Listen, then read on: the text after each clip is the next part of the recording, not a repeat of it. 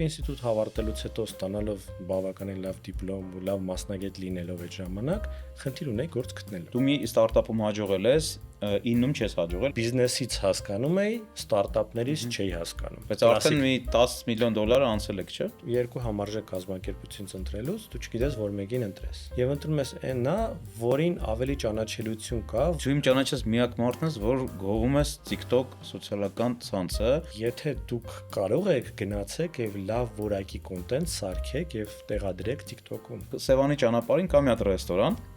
որտեղ ամառ ձմեռ, երբ որ մենք անցնում ենք, միշտ լիքը հաճախորդ կա, լիքը։ Եթե ինչ-որ մեկը մարքեթինգ չի անում, դրա մասին բոլորը խոսում են, դա իդեալական մարքեթինգ է, երբ որ մարդը խորհուրդ է տալի մարդուն,